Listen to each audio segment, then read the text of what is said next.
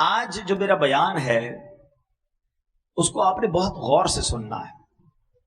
آج یوں سمجھیے کہ آخرت کا اکاؤنٹ جو ہے وہ کیسے بھرا جا سکتا ہے، کس طرح زیادہ سے زیادہ نیکیاں آسان طریقے سے کمائی جا سکتی ہیں، یہ آج اس بیان کا ٹاپک ہوگا. اگر آپ توجہ سے سنیں گے تو انشاءاللہ اللہ نے چاہا آپ کو کچھ ایسے طریقے مل جائیں گے جس سے آپ ڈیلی بیسس پر اپنے نامہ اعمال میں نیکیوں کا اضافہ کر سکیں. دیکھیں عقل مندی کیا ہے، پہلے یہ سوچئے. لوگ کہتے ہیں یار فلاں برتھ ڈے آج میری 20ویں برتھ ڈے، 30ویں، 40ویں، انجوائے کرتے ہیں، پارٹی کرتے ہیں. حقیقت پتہ ہے کیا ہے کہ جب برتھ ڈے آتی ہے نا، اس کا مطلب یہ ہے کہ ہماری زندگی کا 1 سال کم ہو گیا. ہر گزرنے والا دن ہم اپنی موت کے قریب ہو رہے ہیں نا. عقل مندی کیا ہے کہ جب ہم اپنی موت کے قریب ہوتے جا رہے ہیں، امتحان کا دن قریب آ رہا ہے، تو ہماری تو نیکیاں بڑھنی چاہیے نا. اللہ کی بارگاہ میں پیش ہونا ہے تو ہر گزرنے والے دن کے ساتھ ہمارے نیکیوں میں اضافہ ہونا چاہیے.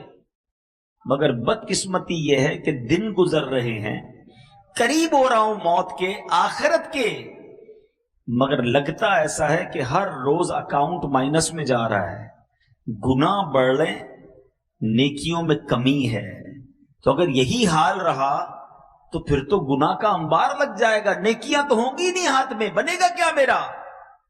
تو آج کے بیان میں ہم نے یہ سمجھنا ہے کہ ہمارے اسلاف بزرگان دین شب و روز کیسے گزارتے تھے، اور ان کے ذہن میں کیسا یہ بات ذہن میں بیٹھی ہوئی تھی کہ آخرت کی تیاری کو فوکس کرنا ہے. حضرت رابعہ بصریہ رضی اللہ تعالیٰ عنہ، بہت بڑا نام ہے، یہ ایسی خاتون ہیں جو ولیہ ہیں، 2 صدی ہجری کی مشہور ولیہ. آپ رحمت اللہ تعالی علیہا اللہ پاک اور اس کے پیارے حبیب علیہ الصلوۃ والسلام سے بڑی محبت کرنے والی اور خوف خدا میں رونے والی، عبادت گزار، شب بیدار خاتون تھی. آپ نے 50 سال ایسے گزارے کہ نہ بستر پر لیٹ کر آرام کیا، نہ تکیے پر سر رکھا. آپ کی خادمہ حضرت عبدہ بنت شوال رحمت اللہ تعالی علیہا فرماتی ہیں کہ حضرت رابعہ ساری رات نماز میں مصروف رہتی، صبح فجر سے پہلے مصلی پر لیٹ جاتی، کچھ ہی دیر کے بعد گھبرا کر اٹھتی اور خود سے کہتی، نفس تو اس ناپائیدار دنیا میں کب تک سوتا رہے گا؟ دنیا تو تنگی کا گھر ہے، پھر یہاں اتنی نیند کیوں؟ آج کچھ دیر جاگ لے، نیکیاں کبا لے، قبر میں میٹھی نیند سو جانا، وہاں قیامت تو کوئی نہیں جگائے گا. عمل یہاں کر لے، آرام وہاں کرنا، پھر اٹھ کر عبادت میں مصروف ہو جاتی. آپ رحمت اللہ تعالی علیہا نے ساری زندگی ایسے ہی گزاری. وہ شاعر کہتے ہیں نا، جاگنا ہے جاگ لے افلاک کے تلے، جاگنا ہے جاگ لے افلاک کے تلے، حشر تک سوتا رہے گا خاک کے سائے. ایک بزرگ کا قول بڑا پیارا ہے، اللہ اکبر. اللہ کرے کہ اس قول کے ہم مصداق بن جائے. وہ فرماتے ہیں، زمین کے اوپر کام، زمین کے اندر آرام. زمین کے اوپر ایسا کام کر لو میٹھے اسلامی بھائیوں کہ جب زمین کے اندر جائیں نا تو وہاں جو خوش نصیب ہوں گے نا، جن سے اللہ راضی ہوگا، ان کو فرشتے پتہ کیا کہیں گے؟ نم کا نومۃ العروس، سو جا کہ جیسے دلہن سوتی. بس قیامت تک اس کے مزے ہوں گے.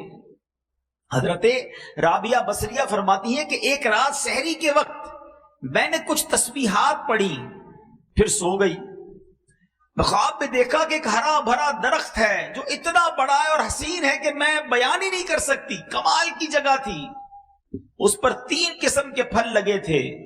میں نے کبھی دنیا میں ایسے پھل نہیں دیکھے. کچھ پھل سفید تھے، کچھ سرخ تھے، کچھ زرد تھے، اور سب اس درخت میں چاند سورج کی طرح چمک دمک رہے تھے.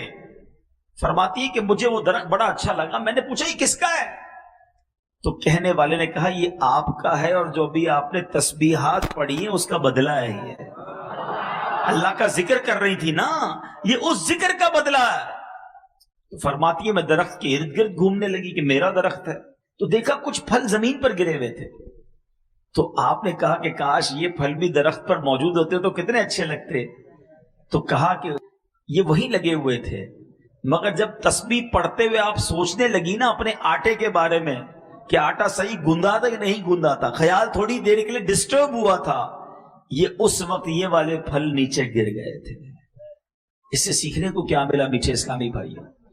عبادت اللہ کی رضا کے لیے اور صحیح خشوع و خضوع کے ساتھ کی جائے، اس کا مرتبہ، اس کا ثواب، اس کا اجر ہی اور ہے، اور عبادت کرتے ہوئے دھیان ہی کہیں اور ہے۔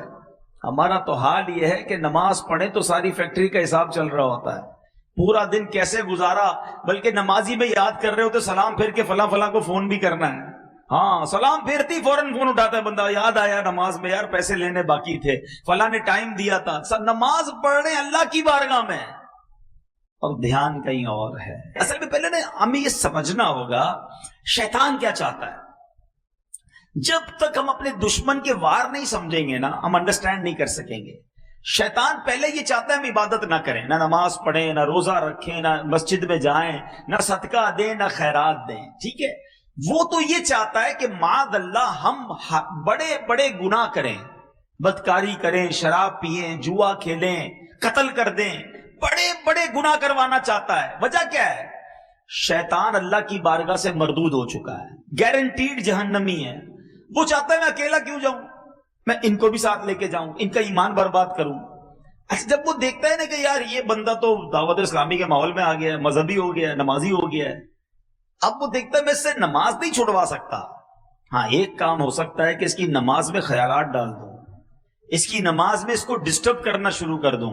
یہ مسجد میں جا رہا ہے ہفتہ وار اجتماع میں، تو وہاں جا کر بھی اس کو کہوں یار موبائل نکال، چھوڑ بیان کا کیا کرنا ہے، ابھی بھی لگے ہوئے ہوں گے کچھ لوگ موبائل پہ، اچھا خیالات کہیں اور ہوں گے، تھوڑی دیر بعد اٹھائے گا کہ چل یار مزہ نہیں آ رہا باہر چلتے ہیں۔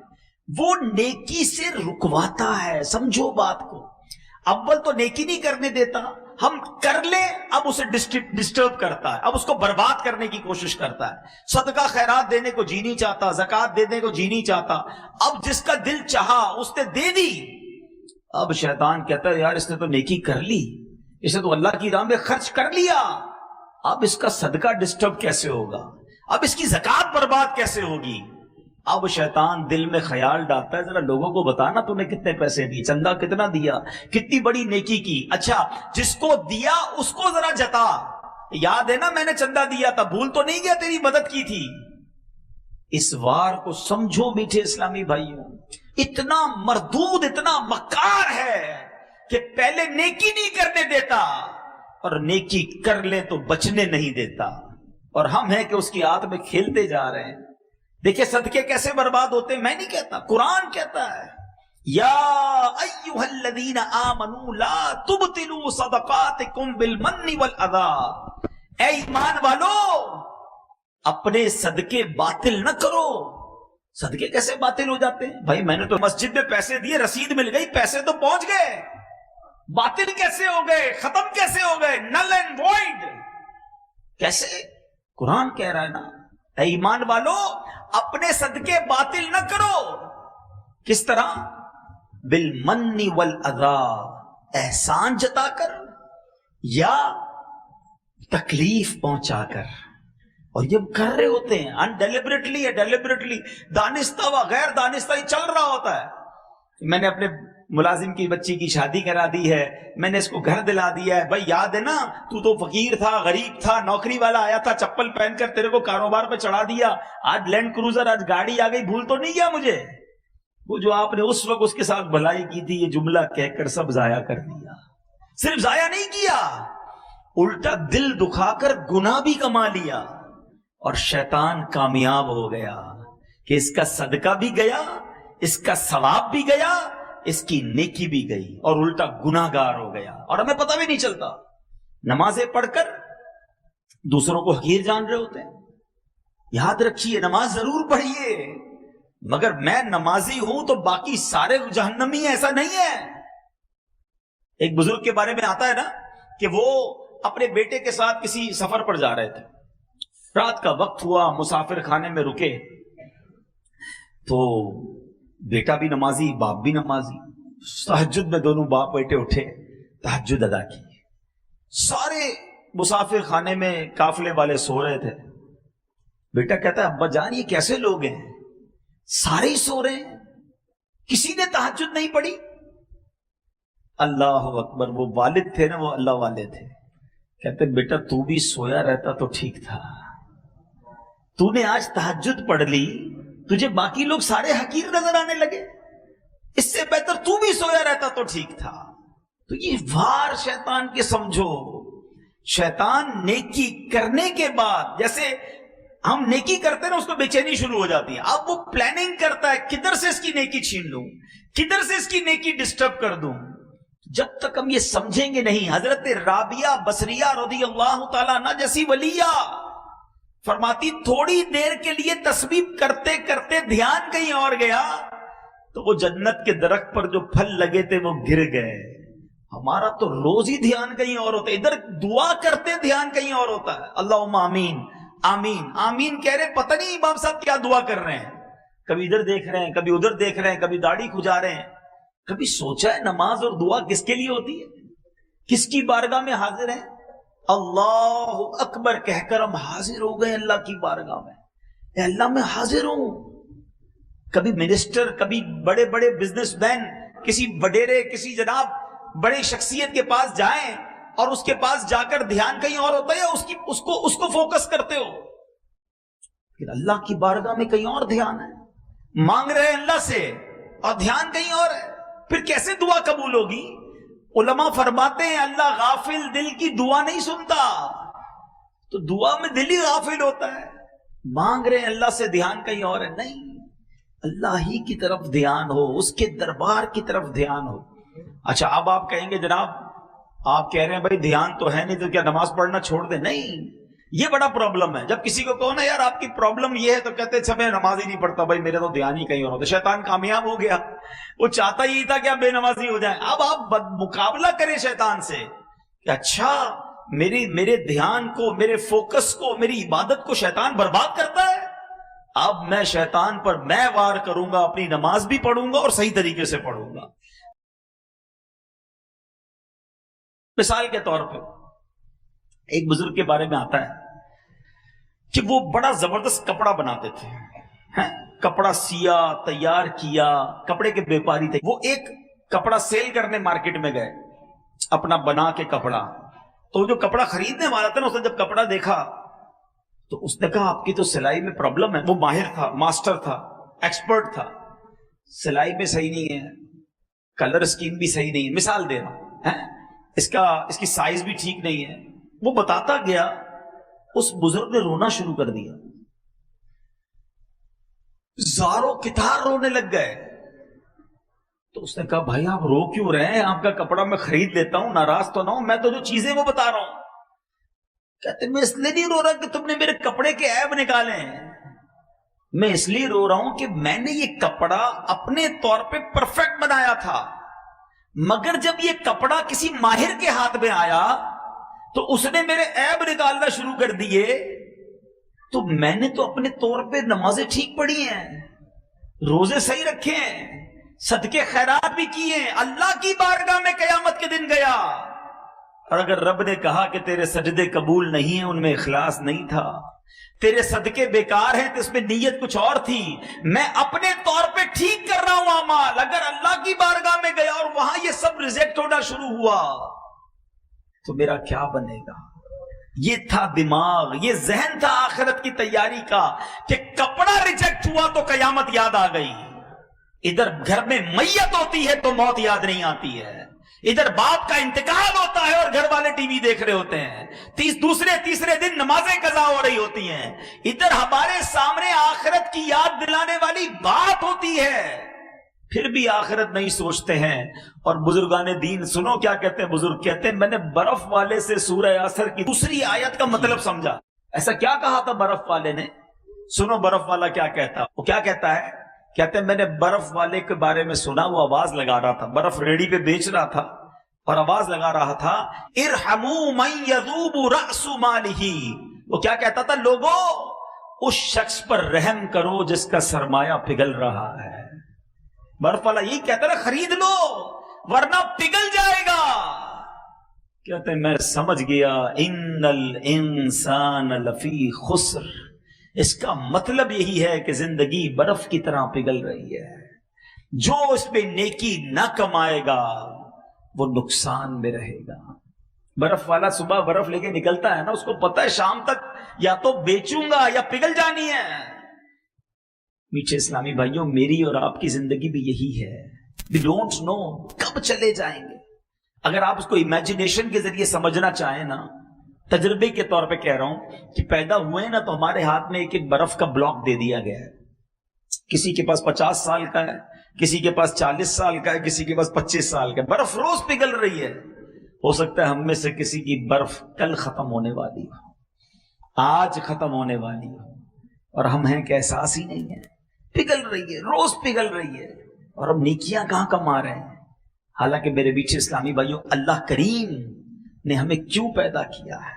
شاعر کیا کہتا ہے پہلے سنو پھر قرآن کی آیت سناتا.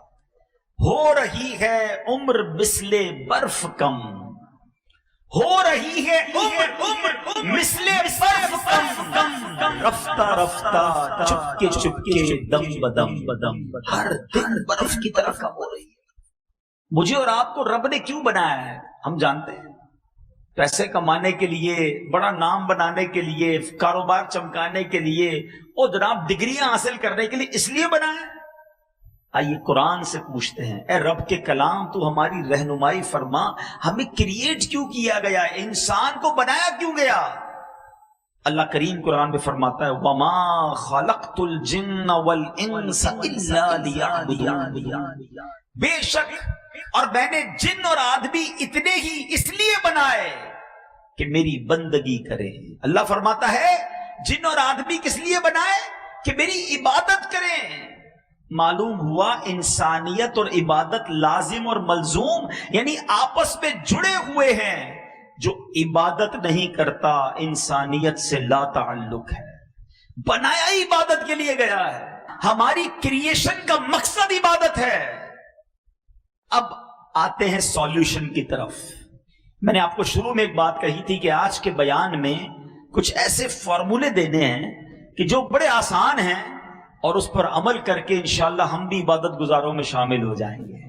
میں آج 2 باتوں کو پہلے ڈیفائن کر چکا کہ مجھے اور آپ کو بنایا کیوں گیا ہے؟ اللہ کی عبادت کے لیے. اب میں عبادت گزار کیسے بن سکتا ہوں؟ اتنا بیزی آدمی، دنیا میں غرق ہو چکے، بہت سارے مسائل زندگی کے ساتھ ہیں. اب غور سے میرے کچھ فارمولے سنتے جائیے اور اس کو امپلیمنٹ اپنی لائف میں کرنے کی نیت کرتے جائیے. پہلا نسخہ کیا ہے کہ جس سے ہم اللہ کے قریب ہو سکتے ہیں اور عبادت میں ہمارا دل لگ سکتا ہے؟ وہ یہ ہے کہ ہمیں وقت کی قدر کرنی ہے. اور زیادہ سے زیادہ اگر ہم نیکیوں کو کرنا چاہتے ہیں نا تو پہلا نسخہ یہ ہے کہ گناہ چھوڑ دیں. ہم نماز پڑھتے بھی ہیں اور ساتھ حرام کام بھی کر رہے ہیں.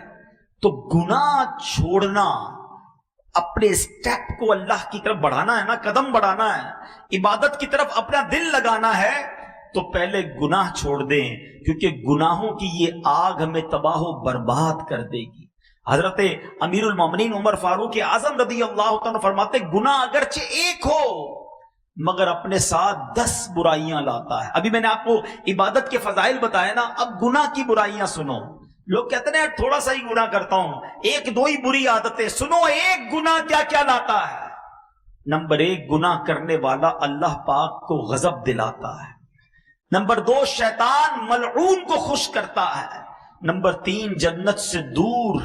اور نمبر 4، جہنم کے قریب ہو جاتا ہے. نمبر 5، اپنی سب سے پیاری چیز یعنی اپنی جان کو تکلیف میں ڈالتا ہے. نمبر 6، اپنے باطن کو ناپاک کرتا ہے. نمبر 7، اعمال لکھنے والے فرشتوں کرامن کاتبین کو تکلیف دیتا ہے. ان کو گناہ لکھنا پڑتا ہے نا، گندی بات، بری بات لکھنی پڑتی ہے. نمبر 8، پیارے آقا علیہ الصلوۃ والسلام کو روضہ انور میں تکلیف پہنچاتا ہے، رنجیدہ کرتا ہے. نمبر 9، زمین و آسمان اور تمام مخلوق کو اپنی نافرمانی پر گواہ بناتا ہے. اور نمبر 10 تمام انسانوں سے خیانت اور رب العالمین کی نافرمانی کرتا ہے۔ تو آج پہلے نیت تو یہ کر لیں کہ انشاءاللہ گناہ نہیں کریں گے۔ ہاں گناہ چھوڑنا آسان نہیں ہے، مگر میرے لیے مشکل ہے نا، میرے رب کے لیے تو مشکل نہیں ہے، وہ تو قوی ہے، وہ طاقت والا ہے، وہ کن فرمائے تو فیکون ہو جاتا ہے۔ پہلے نیت کر لیں اور پھر اللہ سے مدد مانگے کہ یا اللہ میں نے نیت کر لی ہے، بس تو میری گناہوں کی عادت نکال دے۔ تو انشاءاللہ جب دل گناہوں سے پاک ہوگا نا تو پھر نیکیوں کا نور آنا شروع ہو جائے گا۔ کچھ لوگ ملتے ہیں، ایک جگہ ہم گئے تھے تو یہ بحث ہو رہی تھی، ایک بھائی ساتھ تھے، کہتے ہیں یار اتنی نیند آتی ہے جیسے ہی بیان شروع ہوتا ہے، دل نہیں لگتا، اس کی کیا وجہ ہے؟ تو دیکھیں میں آپ کو آج ایک طریقہ بتا دیتا ہوں۔ ہم کبھی بخار ہوتا ہے، آپ کو بھی ہوتا ہوگا، تو بخار میں ہمیں اپنا پسندیدہ کھانا بھی اچھا نہیں لگتا، جو بڑا پسند سے کھاتے ہیں نا وہ بھی کڑوا لگتا ہے، کھانا تو کھانا، گھر والے بھی اچھے نہیں لگتے، تو ہم کیا کرتے ہیں، کھانا کھانا چھوڑ دیتے ہیں یا گھر والوں کو بھگا دیتے ہیں۔ ہم کو پتہ ہے یار بیمار ہیں، تھوڑے دنوں کے لیے منہ کڑوا رہے گا، دوائی کھاتے رہیں گے، آہستہ آہستہ آہستہ جیسے ہی بیماری دور ہوگی نا دوائی کھانے کا مزہ آنا شروع ہو جائے گا، موڈ اچھا ہو جائے گا۔ ایسا ہی ہوتا ہے۔ تو جب کسی کو نماز میں دل نہ لگے، تلاوت میں دل نہ لگے، اجتماع میں دل نہ لگے، کسی درود پاک پڑھے تو بوریت ہونے لگے، تو وہ سمجھ لے کہ اندر بیماری ہے، گناہوں نے دل کالا کیا ہوا ہے۔ اب کیا کرنا ہے؟ اب یہ نیکی کرتے رہنا، یہ دوائی کھاتے رہنا، انشاءاللہ گناہ چھوڑ دینا اور نیکی کرتے رہنا۔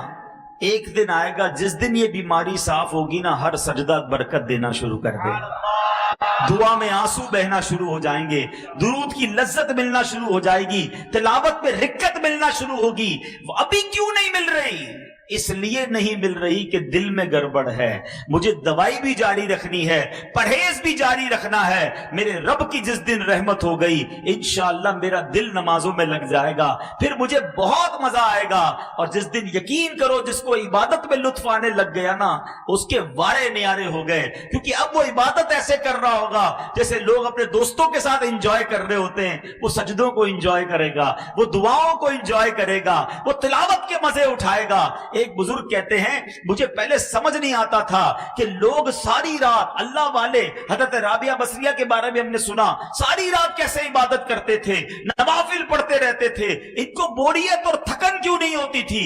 کہتے اب سمجھ آ گیا، اب جب میں لوگوں کے ہاتھ میں موبائل دیکھتا ہوں اور بچوں کو، نوجوانوں کو دیکھتا ہوں ساری رات موبائل پر بیٹھے ہوتے، کوئی تھکن نہیں لگتی، ان کا دل موبائل میں لگا ہوا ہے، رات کا پتہ نہیں چلتا، ان کا دل عبادت میں لگا تھا، انہیں بھی رات کا پتہ نہیں چلتا۔ میں ایک دعا کیا کرتا ہوں تحدیث نعمت کے لیے، آپ کو کہتا ہوں آپ بھی یہ دعا کیا کہ اللہ میرا دل عبادت میں لگا دے اور عبادت کا مزہ دے دے۔ ہم اتنے گناہ گار ہیں، ہمیں عبادت تکلف سے کرنی پڑتی ہے کہ یار پڑھ رہا ہوں وہ دل نہیں لگ رہا، لیکن جس دن عبادت میں دل لگ گیا نا، اللہ اکبر، وہ زندگی کا لطف ہی کچھ اور ہوگا۔ اور یہ ہوگا انشاءاللہ ہوگا کہ جب ہمارا دل گناہوں سے پاک ہوگا۔ تو پہلا نسخہ کہ آپ عبادت کی طرف آنا چاہتے ہیں، اپنے مقصد کی طرف آنا چاہتے ہیں، تو گناہ چھوڑ دیجئے، گناہوں والی باتوں سے بچائیے اپنے آپ کو، آپ کو عبادت کا نور ملنا شروع ہو جائے گا کہ ہم ناکارہ ہیں۔ ہم اللہ سے ہی مدد مانگے، اللہ تو عبادت کی توفیق دے، تو سجدوں کی توفیق دے، تو ہمیں گناہوں سے بچا لے۔ سیکنڈ فارمولا، دوسرا نسخہ وہ یہ ہے کہ ہمیں فضولیات سے اپنے آپ کو بچانا ہوگا۔ یہ جو اپنے فضول، اپنی ٹائم ضائع کرنے والے کام رکھے ہوئے ہیں نا، خاص طور پہ آج کل تو ایسا لگتا ہے ہمارا سب سے زیادہ زندگی کا ٹائم ہمارا موبائل لے جاتا ہے، یا موبائل لے جاتا ہے یا فضول ہماری گپ شپ، آپ کے یہاں کہتے ہیں کچہری، وہ کچہری چائے کی لگی تو 2 گھنٹے کی لگی، بھائی 2 گھنٹے میں کون چائے پیتا ہے یار، باقی دنیا بھر کی بحث کرنی ہے۔ ارے بھائی ساری دنیا کی پنچا، آج کل ڈالر کا ریٹ کیا ہے، $1 نہیں ہے جیب میں پھر بھی ڈالر کا ریٹ پوچھنا ہے، تیل کتنے کا ہو گیا ہے، آج کل جناب کون سی ملک کی کرنسی کدھر پہنچ گئی، تم نے کاروبار کرنا ہے اس گلی کا پتہ پوچھنا کیوں جدھر جانا نہیں ہے، اسی میں گھنٹوں لگ گئے، امریکہ میں کیا ہو رہا ہے، یورپ میں کیا ہو رہا ہے، کرونا میں کتنے مر گئے، وہ بھائی آپ کو کیا کس بات کی پنچات ہے، اتنی دیر میں کچھ اللہ کا ذکر کر لو، کچھ درود پاک پڑھ لو، کوئی آخرت کی تیاری کر لو۔ تو فضول کاموں سے اپنے آپ کو جب بچائیں گے نا تو آپ کو کچھ ٹائم ایکسٹرا ملے گا، اور وہ جو ایکسٹرا ٹائم ہوگا وہ آپ عبادت میں کر سکیں گے. اللہ کرے ذہن بن جائے نا. مثال دیتا ہوں, آپ کہیں گئے, کسی نے کہا یار ذرا 7-8 منٹ بیٹھیے گا میں آ رہا ہوں. ہم کہتے ہیں ٹھیک ہے کوئی بات نہیں. اب 8 منٹ کا وہ کہہ کر کے ہم کیا کریں گے, 8 منٹ میں موبائل نکالیں گے. اب وہ 18 منٹ بعد بھی آیا نا, میں ٹینشن نہیں, ہمارا موبائل چل رہا ہے, پتہ نہیں کیا کیا دیکھ رہے ہیں. حالانکہ نیکیوں کا ذہن ہوتا نا اور وقت بچانے کا ذہن ہوتا تو اسی موبائل میں قرآن ڈاؤن لوڈ کیا ہوتا. 8 سے 10 منٹ میں سورہ یاسین جو پڑھ لے اسے 10 قرآن پاک کا ثواب ملے. سیدی اعلیٰ حضرت امام اہل سنت لکھتے ہیں جس کا مفہوم یہ ہے کہ بندہ جو گھر سے نماز کے لیے چلتا ہے, وہ جب گھر کے سے نماز کے لیے چلتا ہے نا تو ہر قدم پر ایک نیکی ملتی ہے, ہر دوسرے قدم پر ایک گناہ معاف ہوتا ہے. اعلیٰ حضرت نے نماز پڑھنے کے لیے جانے کے لیے 40 نیتیں لکھی ہیں.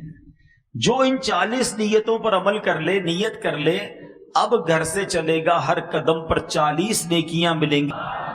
تو ہم اچھی نیتیں کرنے کی عادت ڈالیں تو یہ بڑا آسان سا کام ہے, لیکن ہمارے نامہ اعمال میں ملٹیپلیکیشن ہونا شروع ہو جائے گا. اگلا نسخہ یہ ہے کہ ہم کہتے ہیں 1 تیر سے 2 شکار, اس کی عادت ڈال لیں. ہاتھ کام کرتے ہیں نا, نوکری کر رہے ہیں, کاروبار کر رہے ہیں یا کچھ بھی کر رہے ہیں, زبان تو فارغ ہے نا, تو چلتے پھرتے اٹھتے بیٹھتے اللہ اللہ اللہ اللہ اللہ اللہ کرتے رہیں. سبحان اللہ سبحان اللہ سبحان اللہ, الحمدللہ الحمدللہ الحمدللہ, اللہ اکبر اللہ اکبر اللہ اکبر, لا الہ الا اللہ لا الہ الا اللہ, ولا حول ولا قوت الا باللہ. یہ وہ وظائف ہیں احادیث میں جس کی ترغیب دی گئی ہے.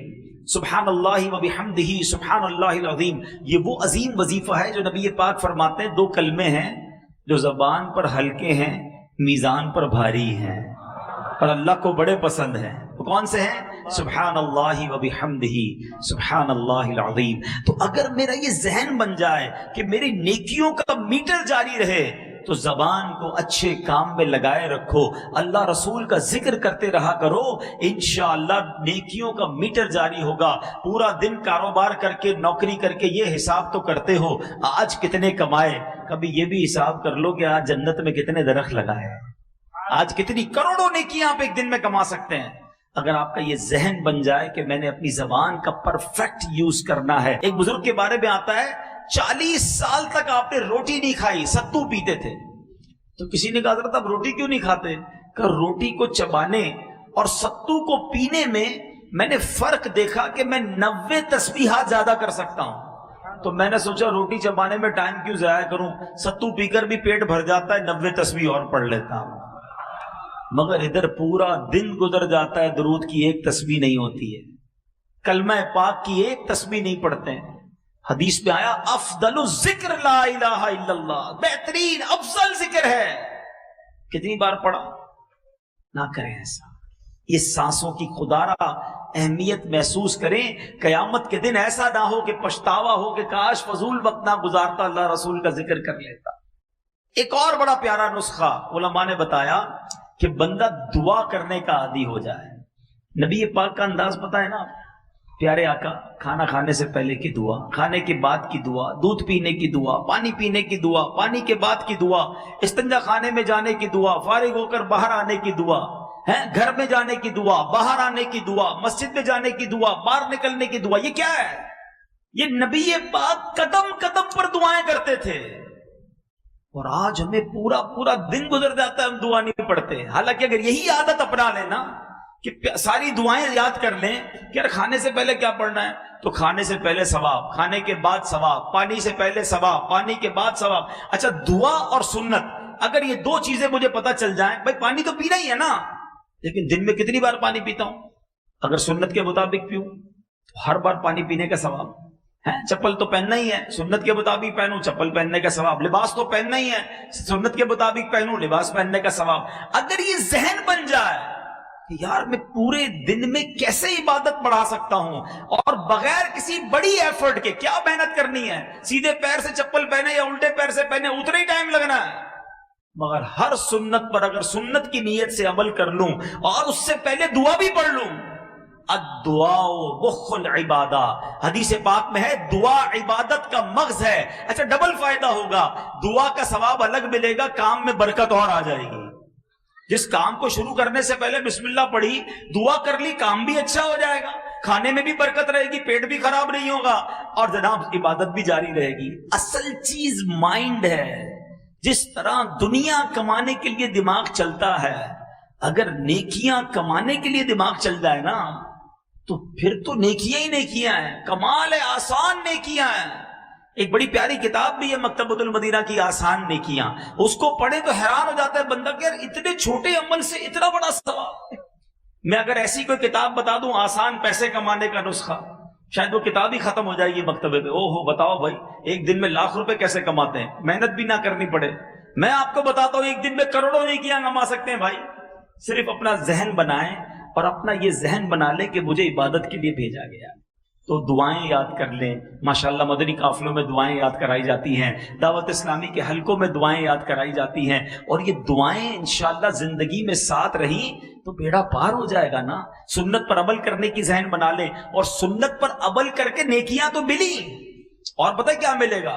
سنو، اللہ کے حبیب علیہ الصلوۃ والسلام کیا فرماتے ہیں؟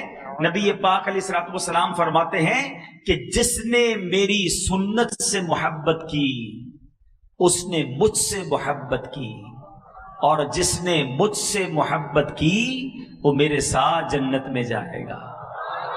اب بتاؤ نا، اللہ کے حبیب کے ساتھ جنت میں چلے گئے تو بیڑا پار ہو گیا نا۔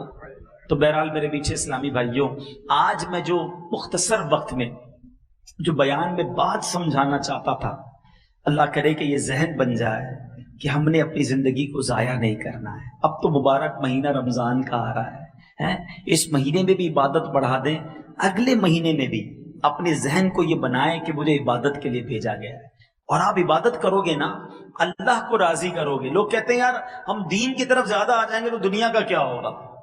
میرے پیچھے اسلامی بھائی مجھے ایک بات بتائیں، آپ اللہ کی عبادت نہیں کر رہے، یا کوئی شخص ایسا ہے جو اللہ کی نافرمانی کر رہا ہے، اللہ اسے روزی دے رہا ہے، اس کا روزگار چل رہا ہے، وہ اللہ کی فرما برداری کی طرف آ جائے گا تو کیا اللہ تعالیٰ روزگار روک لے گا؟ خود سوچے نا، وہ رحمان الدنیا والآخرہ ہے، وہ خالق دنیا بھی ہے، آخرت کا بھی مالک ہے۔ ارے جب ہم اسے راضی کر لیں گے، اس نے دنیا بھی اچھی کر دینی ہے، اس نے آخرت بھی اچھی کر دینی ہے۔ تو بس اپنی زندگی کا یہ مقصد بنائیں، اور الحمدللہ آج کے اس پرفتن دور میں دعوت اسلامی کا مدنی ماحول ہے جو ہمیں پکڑ پکڑ کر ہماری آخرت کی یاد دلاتا ہے، ہمیں ہماری زندگی کا مقصد بتاتا ہے کہ کس لیے پیدا کیے گئے ہیں۔ تو آئیے اس مدنی ماحول میں آ کر آپ خوب نیکیاں کما سکتے ہیں۔ آپ کو ماشاءاللہ اگر زیادہ نیکیاں کمانی ہے نا تو آپ دعوت اسلامی میں آ جائیں، اجتماع میں دیکھیں کتنی چیزیں سیکھنے کو ملتی ہیں۔ پھر ذکر کی، اب اتنے سارے لوگ ذکر کریں گے، ہر ذکر پر ثواب ملے گا، دعا کریں گے، آمین کہتے جائیں گے، برکتیں بھی ملتی جائیں گی، دعا کا ثواب بھی ملنا شروع ہو جائے گا۔ پھر صلاۃ و سلام ہوگا تو صلاۃ و سلام کا ثواب ملے گا۔ اس کے بعد یہ سیکھنے سکھانے کے حلقے، اس میں الگ ثواب ملے گا۔ خوش نصیب یہاں آرام کریں گے، ساری رات اعتکاف کا ثواب ملے گا۔ تہجد پڑھیں گے، تہجد کا ثواب ملے گا۔ پھر فجر کی جماعت ہوگی، پھر فجر، یعنی آپ سوچیں کہ ایک رات میں کتنا بڑا پیکج ہمیں ہر جمعرات اجتماع میں مل جاتا ہے۔ پھر کتنے خوش نصیب ہیں جو مدنی قافلوں میں سفر کرتے ہیں، 3 دن میں کتنی ساری نیکیاں کما کے آئیں گے، ایک ماہ میں کتنی نیکیاں کما کر آئیں گے۔ تو اللہ کرے کہ نیکیاں کمانے کا، نیکیوں حاصل کرنے کا ذہن ہمارا بن جائے، تو پھر انشاءاللہ یہاں بھی خیر ہے، وہاں بھی خیر ہے۔ ایک بات آخر میں کہہ دیتا ہوں، اگر دنیا میں غریب ہونا تو کم از کم آخرت میں تو غریب نہ رہو یار، وہاں تو امیر ہو جاؤ، وہاں تو باغات لگا لو، وہاں تو جنت میں محل لگا لو۔ اس سے بڑا بدنصیب کون ہوگا جو ادھر بھی بیچارہ تکلیف میں رہ رہا ہے اور ادھر کے لیے بھی کچھ نہیں بھیجا۔ اور اگر دنیا میں امیر ہو، مالدار ہو، سکھ میں رہ رہے ہو، تو پھر تو وہاں سکھ کی زیادہ ضرورت ہے نا۔ ادھر نرم بستر ہو اور ادھر مار پڑنی ہو، ادھر نرم اور بڑے شاندار بیڈ روم ہو اور قبر میں کیڑے ہوں، تو کیا فائدہ ان بیڈ رومز اور ان گھروں کا؟ مزہ یہ ہے کہ تمہیں اللہ نے ادھر بھی گھر اچھے دیے ہیں، اب ادھر بھی گھر اچھے تیار کر لو۔ یہ ذہن جس دن بن گیا نا کہ میں نے ادھر بھی چین سے رہنا ہے، ادھر بھی محل تیار کرنا ہے، ادھر بھی اپنے باغات بنا لینے ہیں، ادھر بھی خوب صدقہ خیرات کر کے اپنا بینک بیلنس جمع کر لینا ہے، تو پھر خیر ہے، پھر زندگی بہت اچھی ہے۔ آخری ایک واقعہ سناتا ہوں اور پھر ہم انشاءاللہ بیان کو کنکلوڈ کرتے ہیں۔ یہ میسج سمجھ لیں آج کا۔ ایک ملک میں ایک بادشاہ نے بڑا عجیب کمپٹیشن کروایا. اب بادشاہ ہوتا ہے، اس کی مرضی. اس نے کہا ذرا چیک کرو میرے ملک میں سب سے بڑا بے وقوف کون ہے. Who is the biggest fool in our country؟ بادشاہ کا فرمان تھا، وزیروں نے مقابلے کرانا شروع کر دیے. عجیب و غریب مقابلے ہوئے.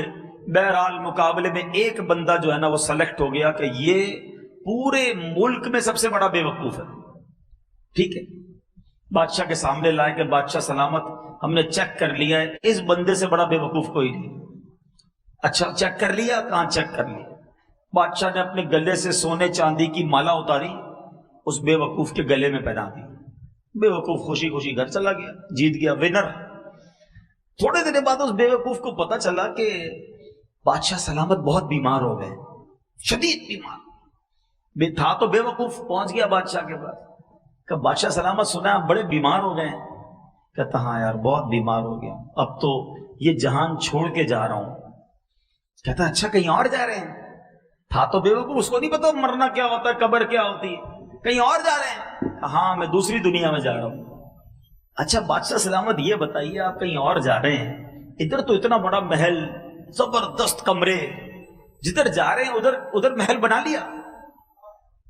بادشاہ کہتا ہے ادھر تو جھوپڑی بھی نہیں بنائی ہے. کہا اچھا. بادشاہ سلامت میں دیکھتا ہوں آپ کے پاس اتنے سونے جواہرات، مجھے خود آپ نے اتنی بڑی قیمتی مالا دی تھی، جدھر جا رہے ادھر پیسے بھجوا دیے. بادشاہ سلامت کہتا ہے میں نے تو ادھر ایک روپیہ بھی نہیں بھجوایا، پھوٹی کوڑی بھی نہیں ادھر. اچھا بادشاہ سلامت میں دیکھ رہا ہوں آپ کے آگے پیچھے غلام، کنیز، خادمائیں، سرونٹ، اسٹاف، جدھر جا رہے ہیں ادھر خادم وغیرہ بھجوائے کہ نہیں؟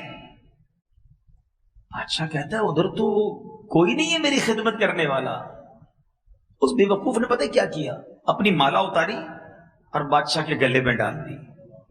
کہ حضور پھر تو مجھ سے بڑے بے وقوف آپ ہوئے نا. آپ کو پتہ ہے ادھر جانا ہے، نہ گھر بنایا، نہ پیسے بھجوائے، نہ کسی غلام خادم کو بھجوایا، تو مجھ سے بڑے بے وقوف تو آپ ہوئے.